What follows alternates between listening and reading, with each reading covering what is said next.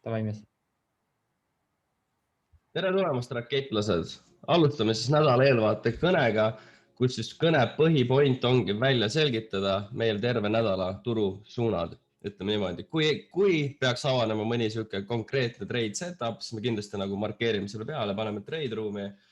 Aga ma isiklikult tunnen, et arvestades ka Forex Factory, mis meile räägib, et siis täna on pigem sihuke päev, kus me peamegi välja nuputama, et kummale poole me tegelikult suundume ja kuhu ja miks üldse, et nagu see asi oleks loogiline, on ju. Aga nüüd võtsingi lahti terve nädala, 19 juuli kuni 23 juuli, on ju. Ja tegelikult, kui kohe lihtsalt paugust peale vaadata see turule, siis see nädal põhilised punased kaustad, mis silma jäävad, on eurole. USA dollarile see nädal ei tule midagi, muidugi see võib tulla veel vahele mingi kaust, aga hetke siis seda uudiste datat arvestades me näeme, et väga-väga palju on siuksed oranže kaustu, ehk siis enamus on ja nädala alguses ongi sisuliselt mitte ühtegi punast kausta meil USA dollarile, siis minul isiklikult väga meeldib, kui USA dollaril on punased kaustad, alati saab mingit korralikku action'it, aga noh, pole hullu sellepärast, et meil eelmine nädal oli neid nagu päris palju. Eelmine nädal oli üldse väga hea, palju uudiseid. Aga ütleme siis niimoodi, et selle nädala sihuke põhipäev, mida mina isiklikult ootan, arvestades seda kalendrit, siis on neljapäev ikkagi eurole, kus meil on siis ECB pressikonverents ja policy statement tuleb, et need on kindlasti siuksed refinancing rate. Ma imestan, miks see on oranž, tihti on see üldse punane. Eks näha ole, kui siin peaks mingi suur muutus tulema, sest te juba teate, et graafikud liiguvad tegelikult samamoodi väga-väga volatiivselt. Ehk siis see on nagu sihuke põhipäev, kus võiks sihuke põhi-action toimuda. Ma muidugi loodan, et enne seda me reaalselt ei konsolideeri, vaid me ikkagi teeme mingisugused move ka. Aga jällegi, et me ei saa ette ennustada, et tuleb vaadata jooksvalt, et what's about to happen. Nii. Esimene asi, võtame meie sellise suunajuhi ette, dollari indeks, uus nädal, vaatame ära, et eelmine nädal jäi meil ikkagi väga bullish close võrreldes siis eelneva 3 nädalaga, kus me olime siin terve aeg nagu põhimõtteliselt choppinud, üritanud liikuda allapoole, on ju. Sest tegelikult, kui ma hetkel seda weekly chart'i vaatan, hetkelist price action'it, siis mina ikkagi olen open-minded, et jah, me oleme väga discounted levelil. Ja kui me siit saame korraliku distributioni, siis ma olen ikkagi, miks mitte, on ju. Ma hetkel ei ole veel niimoodi, et okei, dollar on full on bullish, et küll jah, see viimase aja price action on tõesti nagu väga bullish, aga ikkagi, kui ta hakkab järjest rohkem väiksemate timeframe'ide näitama märke, et okei, sõbrak, et ta tahab ümber pöörata, siis kindlasti ma nagu ei mõtle, et dollar peab üles minema, et ma nüüd kindlasti ei tee seda tehingut, et alati nagu soovitakse open-minded olla, et ärme müüme nagu ühte ülikonkreetset ideed endale maha, sest siis on väga raske teha midagi muud, kui sa oled võtnud selle ühe mindset, et noh, this gonna happen, on ju. Lihtsam on ennast turuga kaasas käia, ütleme niimoodi. Vaadatagi, et mis juhtub, on ju. Nii. Paar huvitavat asja, mis mulle isiklikult peale on see weekly market cap, kus me näeme ära, et candlestickide vahel on cap, markeerisin selle ala peale endale. Daily peal jääb see täpselt sellisesse huvitava kohta, kus meil on üliilusad equal high'd, 4 hour'i peal on näha, et tegelikult see on meil viimane selline ilus imbalanced zone, kus me võime hakata distribution'it tegema. Samamoodi nüüd siin enne mindset'i kõne algust, meil olid väga ilusad equal high'd, nüüdseks oleme tegelikult läbi vurantsid. Aga jällegi, et kui me vaatame seda price action'it, vahet ei ole, kust kohast, siis tegelikult ainukesed märgid, mis me näeme, on ikkagi bullish märgid. Hetkel pole ühtegi põhjust veel arvata, et okei, et dollar indeks hakkab ennast ümber pöörama. Küll aga see tsoon, kus me oleme, nagu me kõik aru saame, see on tegelikult väga discounted. Sellises alas üks korralik distribution, mis natuke balansseerib turgu. Samas meil on juba väga siuke ilus, ütleme siis niimoodi, et trendline liquidity, millele järgneb mega ilus suur imbalance, eks ju. Ehk siis vaikselt hakkab järjest rohkem kogunema neid targeteid meil allapoolda. See on muidugi äge, sest miks mitte, kui me saaksime ülevalt ilusa selli, et me ei saagi kohe öelda, et kas ta tuleb täitsa nagu kukub sodiks või mitte, aga siuke tasakaalustus kogu sellesse price action'isse on igatepidi ülikena. Ja mul hetkel ongi nagu veits raske öelda, kus me nagu terve nädal dollariga sõidame, sest ta on reaalselt täpselt niisuguse koha peal, kus nagu kõik võib juhtuda, sellepärast ma olengi open-minded, et kuna me oleme ikkagi, ütleme niimoodi, viimasel ajal väga bullish, eks ju, siis kogu see ala, siis kindlasti kui müügitehingud peavad tulema ainult siis, kui meil hakkab reaalselt tekkima mingid korralikke märke, et okei, me pöörame ringi, sest me oleme siin mõned nädalad juba, kes me oleme siin nädala eelvaate kõnes rääkinud ikkagi ja konstantselt öelnud, et näete, et siin ei ole tegelikult mitte midagi sellist, mis vihjaks, et okei, sõbrak, et tuleb allapoole, mitte midagi, vastupidiselt, ma mäletan, me saime siit ülihea tehing, kes said siit, et tuleb alati ikkagi follow da seda trendi senikaua, kuni see lõpuks ütleb, et okei, see mäng on läbi, et ta tahab ringi reaalselt pöörata. Hetkel jälle samamoodi higher high, higher low, kõik liigub täpselt nii, nagu minema peab.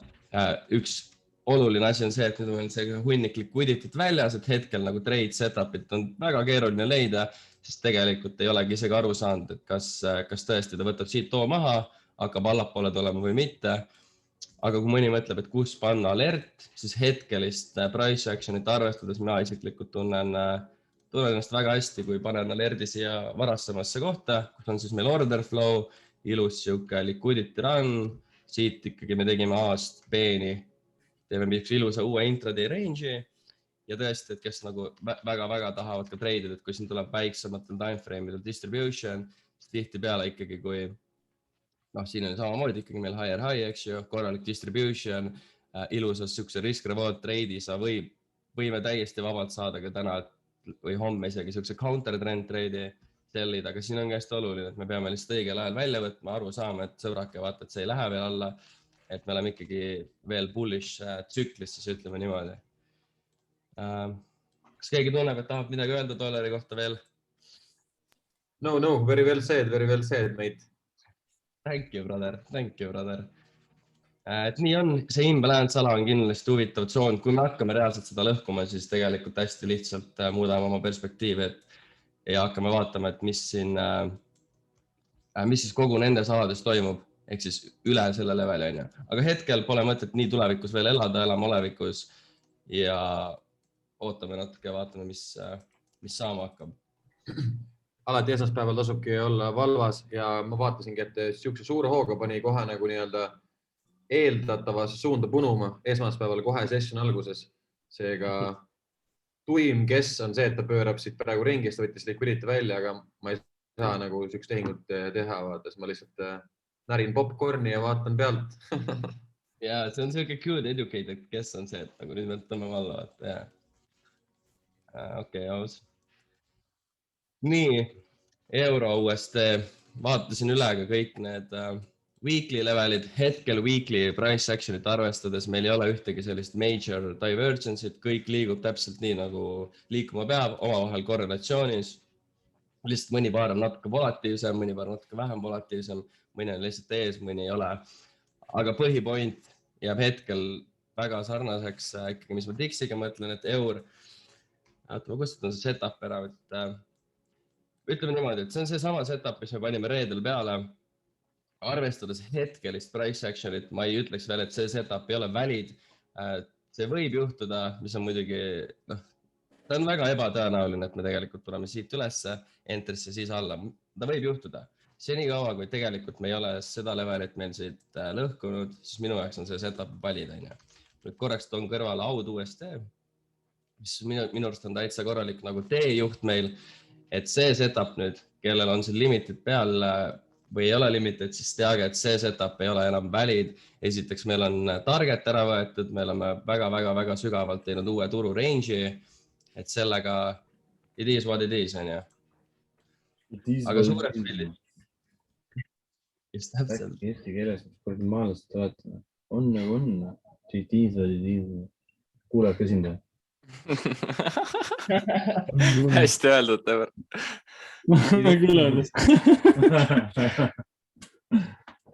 See on siuke väga hea väljend, it is what it is. Mul on kontoris ja vend kommenteeris. Olgem ausad, ega see polnud nii keeruline inglise keel, et keegi ei saa aru, mis ma mõtlen selle on, nii et sõbrakesed, võtame rahulikult. et euroga ja, et euro setup on veel valid, alert on meil paigas, suund on teada, ikkagi suunaga allapoole, aud USD on juba ära läinud, täpselt samamoodi võtta GBP USD kõrvale. Nagu näha, see just hittis nüüd hommikul meie viimase take profit ära, meie targetid on nüüd väljas. Nüüd tegelikult ongi meie ülesanne aru saada sellest, et okei, me oleme ikkagi ilmselgelt väga bearish. Nüüdseks oleme meie targeti välja võtnud, me teeme lower low'i ja põhimõtteliselt me peamegi reaalselt ootama, vaatama, et kui tõesti meil hakkab tekkima kõikide kolme paaride vahel divergence, Dixi näitab, et ka, et okei, me tegime higher high ära, tahame retrace ida, sest me teeme täpselt samamoodi. Me ootame ära GBP USD-l, eurostil või audustil accumulationi, saame oma counter trend trade'i, see tõenäoliselt võtab samamoodi aega mingi 1-2 päeva ja siis seejärel saame jälle nagu trendi suunas vaadata tehinguid. Aga hetkel ma isegi hakkaks kuskile kohta paika panema, et vaatame sealt setupit või mitte, sest reaalselt me just oleme on the move, ei ole asjaga aru saada, et kas see ongi nagu kõik või ja nii edasi. Nii, mis meil veel siin huvitavat on? Muu on kõik trade roomis olemas, audustele ma ütlesin, et pange delete'i, palun, et see ei ole enam valid, ootame. Ja muus osas minul ei olegi rohkem nagu huviala viidis, et kõik, mis ma üle käisin, on nagu suht selge. Eelmine nädal see ilusa trade'i ka, et põhimõtteliselt see just hittis take profit ära, nii et it is what it is. Kes tunneb, et tahab edasi jagada, siis palun, võtke ja näidake. GBP paarid kindlasti. Davai, vaatame muidugi GBP-d ka üle.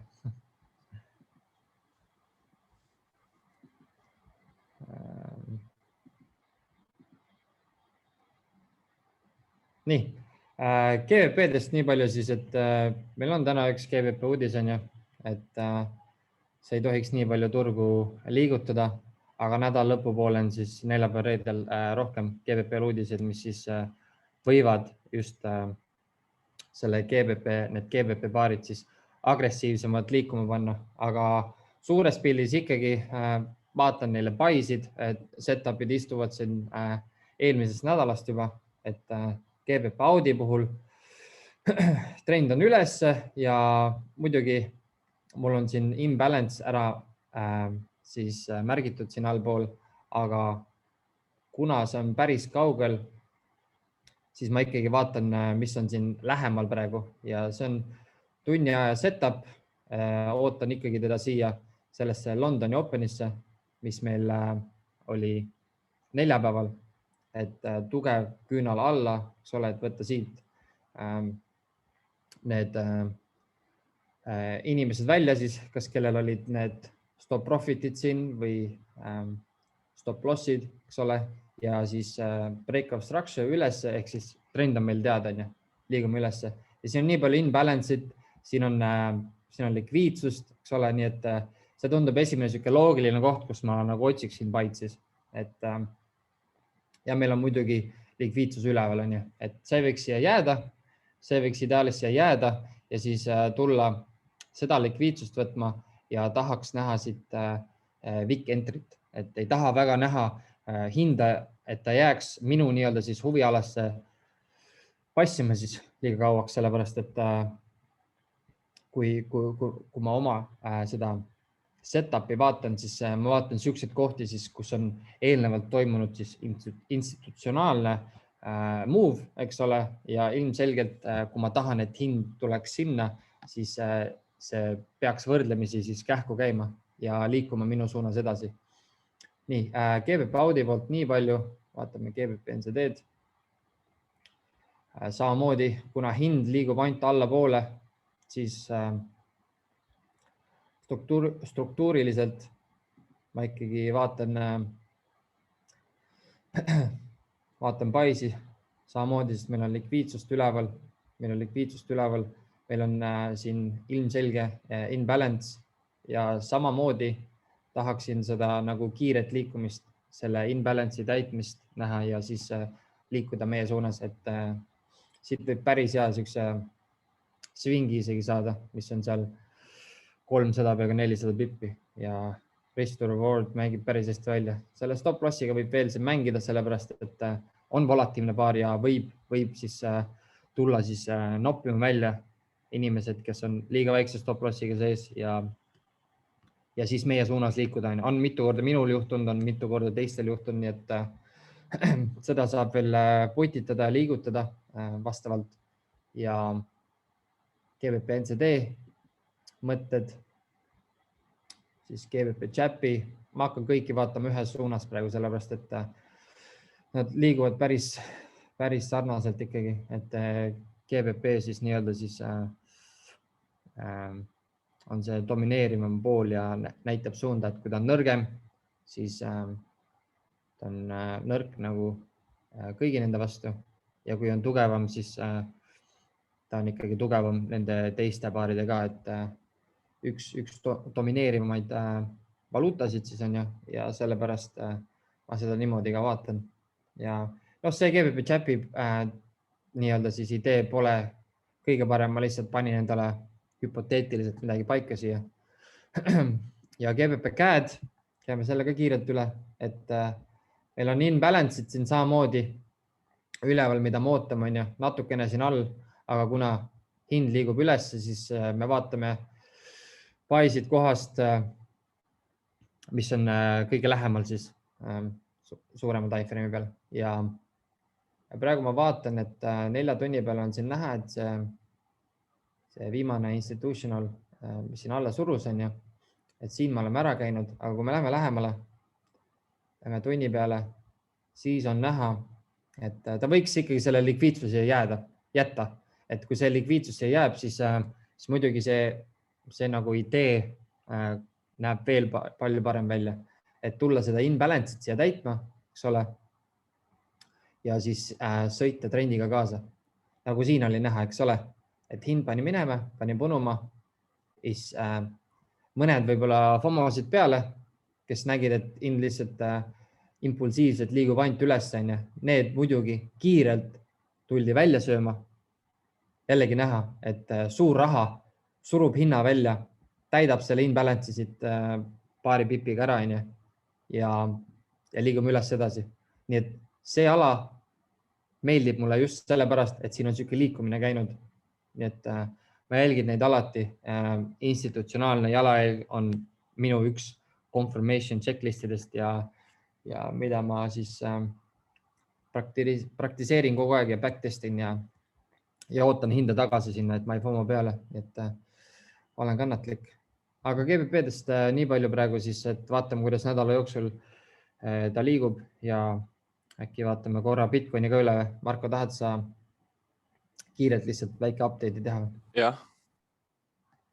Ta väike, teeme nii, aga tänud minu poolt ja olgu mõnus.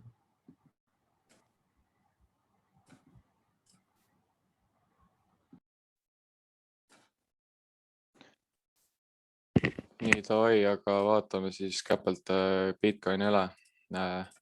Weekly peal me näeme, et eelmine nädal sulges üpriski bearish, mida ma olen tegelikult oodanud, kuna siin all need vikid ripuvad endiselt ja ma usun, et neid vikke tullakse täitma ja seda tehakse lihtsalt vaikselt läbi aja piki mööda, et nagu kõigil oleks lõpuks täiesti kopp ees sellest ja keegi ei jaksaks enam põhimõtteliselt oodata enam. Ja praegu me näeme, et ma tiksume siin põhimõtteliselt major supporti all. Daily peal on seda paremini natukene näha, mis siis indikeerib, et Bitcoin on tegelikult hetkel bearish ja mina isiklikult ootan rahulikult nüüd. Vaatab väga palju, ma ei hakka siin treidima, et esimene variant, mis mul jääbki silma, oli siit sellest daily hammerist, mitte hammerist, vaid selle pinbaari 50% ja see 30,200 ja 30,000 ala vaadata siit paid ja targetida kuhugi siia. Esiteks, et väga palju nagu ruumi ei ole ja see nädal, siis eelmine nädala high on meil siin ja low on siin, ehk siis selle range'i sees ma üldse väga palju midagi vaatakski. ja tunnigraafik näitab meile seda, et meil on siin erinevad patternid. Meil on üks suurem falling wedge, mis asub siin ja siis väiksem, et tegelikult praegu ootame seda suurema wedge'i breakout'i, et siis Bitcoin hakkab liikuma alles normaalselt, olgu see siis üles või siia alla.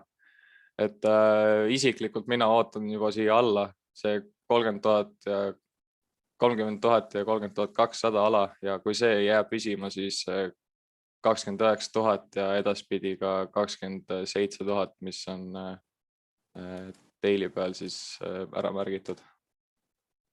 Et selle liikumisega võtab Bitcoin välja selle suure likviidsuse, mis on siis siin nii-öelda, et see joon siin, et arvatavasti see võetakse ära, et me nagu teame, et see manipulatsioon on arvatamasti tulemas, et see kerge liikumine siia alla, et inimestel tekiks nagu ikka räige hirm ja nad võiksid võib-olla veel rohkem Bitcoini vaaladele maha, kuna pidage meeles terve aeg siin, mis me oleme vaikselt konsullinud ja allapoole liikunud, vaalad on ostnud Bitcoini.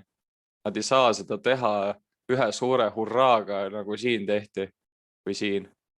Et nad teevadki seda vaikselt läbi aja ja lõpuks nad on akumuleerinud endale piisavalt palju, et nad saavad hinna üles viia ja korraliku profiti teha. Ning ETH on samuti väga huvitav, kuna Bitcoin Bitcoiniks, eks ju, aga ETH-ga tulevad meil ju uuendused ja see aasta ma isiklikult targetiks ETH-d nagu siia 5000 alasse, kui Bitcoin mängib välja, et ta hakkab minema aasta lõpuks nagu bullish. Et see 5000 hinna level oleks täiesti nagu mõistlik pakkuda minu arust ja vaadates, mis upgrade'i siis tuleb, et põhimõtteliselt nende visioon on see, et ETH hakkaks siis kandma kõiki nagu tehnoloogiaid, mis meil praegu on, mingid Instagramid ja kõik pangandussüsteemid ja kindlustussüsteemid ja võib-olla mingi kinnisvaravärgid ja kõik sellised asjad, et nad võiksid vabalt kasutada ETH-d ja praegu ongi vaja siis teha ETH rohkem nagu skaleeritavaks ehk suuremaks ja turvalisemaks, kuigi ta on juba väga suur nagu network, et ta on juba tegelikult päris turvaline, aga ta muutub veel turvalisemaks selle ETH 2.0-ga, eks ju, ja rohkem näelda siis keskkonnale kasulikum, kuna see kaevandamine lõpeb ära, kuna see kaevandamise kohta ka veel, et 21 juuli siin mõne päeva pärast, siis 2 päeva pärast räägib Jack Dorsey ehk Twitteri CEO ja Elon Musk räägivad Bitcoinist ja värki. Ehk ma usun, et turg kindlasti reageerib sellel päeval. Ehk siis kolmapäeva saame näha. Et jah, aga ETH-ga siis, et praegu on juba see Beacon Chain on laivis, et praegu saab juba stakeida enda ETH 2.0 jaoks ära, ehk paned selle kinni enne. Ja siis nüüd ütlevad, et siin nad proovivad seda kiirendada, seda merge'i, aga arvatavasti augustis siis oli pandud see, et lõpeb see mainimine ära ja kõik saavad siis stakeida ja hiljem tulevad siis need räsiketid ehk shard chains, mis siis teeb ETH seda veel paremaks. Ja praegu näitaks väikse video, et mis on võimalik siis ETH-ga põhimõtteliselt teha, et siis 4 aasta pärast pensionile minna. Ehk siis see on nagu best case scenario, mis olla võib, aga samas see on minu arust suhteliselt realistlik, et see väga kaua ei kesta, siin 4 minutit umbes.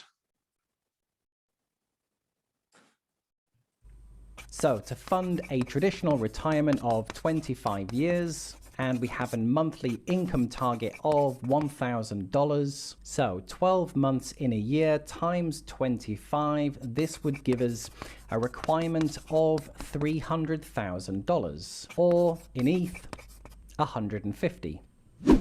But a better way would be an unlimited retirement, and this way would be staking our Ethereum at 5%. So the monthly income target is the same at $1,000. The pot requirement is a bit less at 250,000, and the ETH means we'd need 125. So at today's price, it would take around $300,000 or 150 ETH to generate $1,000 per month, and simply double the numbers to get to $2,000 per month. Or the better option would be to utilize crypto staking, which is a byproduct of the new proof of stake protocols. By locking away $250,000 and staking it at 5%, this would also generate $1,000 per month, but it also gives you the additional benefit that you'd never run out of money. So clearly it's the better option. And interestingly, staking was recently highlighted by JP Morgan, saying staking could become a $40 billion industry by 2025. Okay, so that was Ethereum at today's price. Let's take a look at a best case scenario where Ethereum's decentralized finance becomes really successful, and this really changes the numbers. Check this out. Sorry, mul unustasin premium kontoga sisse minna. So what are we looking at? So this table represents the revenue generated by traditional finance. And it shows that if DeFi could take a slice of this revenue, then what would that do to the Ethereum price? And it shows if it could capture half the revenue, a quarter of the revenue, 20%, 10%. So we are going to look at this one, and it says that if Ethereum could take just 1% of the revenue from the traditional finance world, it would mean Ethereum would get to $40,000. So for a best case scenario, let's see what would happen to the numbers if Ethereum got to $40,000. So to fund a 25-year retirement, monthly income target is the same, $1,000. The pension pot requirement is the same, $300,000. But this time, if Ethereum was at $40,000, then we would only need 7.5 Ethereum. And now utilizing staking for an unlimited retirement. So staking our Ethereum at 5%, monthly income target is the same, $1,000. The pension pot requirement is $250,000.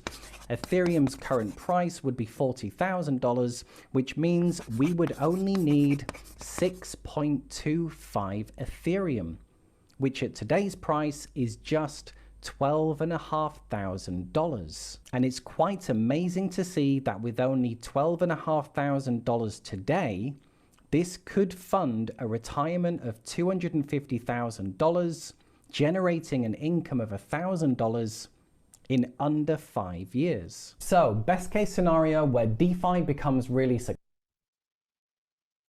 Põhimõtteliselt see video nagu põhimõte oligi see, et sul praegu tänapäeval oleks vaja $12,500 põhimõtteliselt, et tulevikus sa saaksid $1,000 kuus nagu selle stakingu pealt. Noh, kuigi see oli nagu kõige parem stsenaarium üldse, vaata, kuna ilmselgelt ajas see stakingu paganama number muutub, et see ei jää nagu 5%, et ta jääb vähemaks.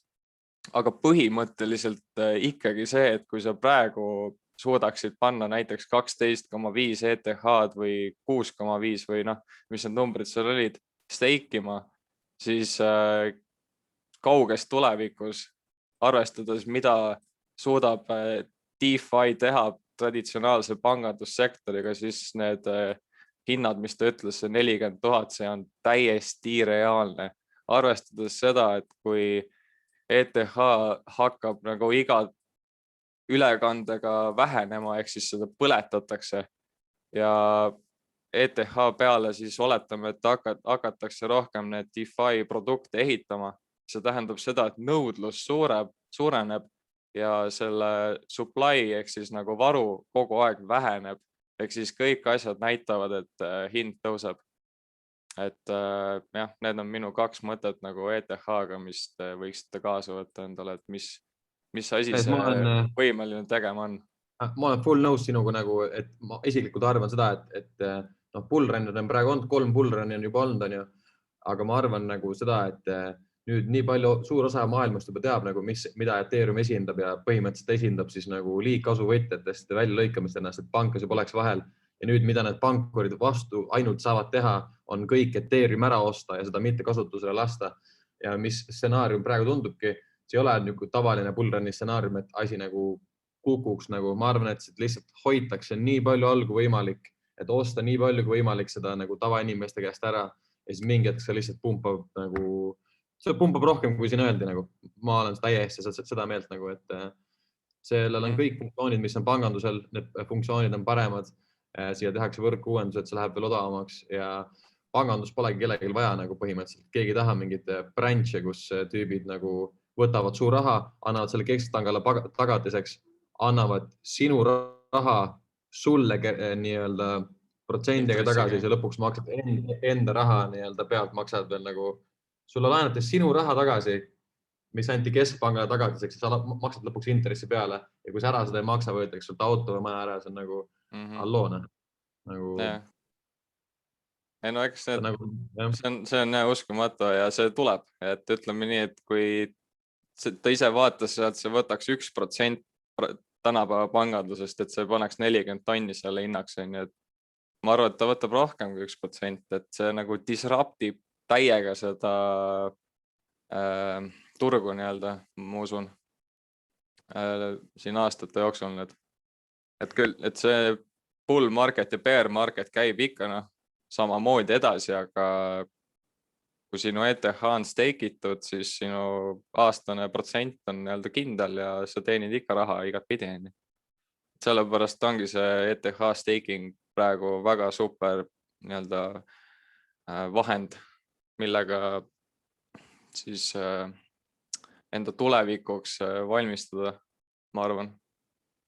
Vot, mul rohkem praegu midagi ei ole, et Bitcoiniga see nädal pigem suund allapoole ja vaatame, mis siin toimuma hakkab, et hetkel ei toimu midagi, et oleme siin selles eelmise nädala nii-öelda range'is kinni ja tiksume.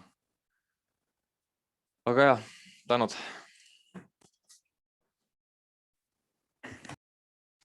All right. Kellelgi on veel midagi, kui tunneb, et ta tahab öelda meile?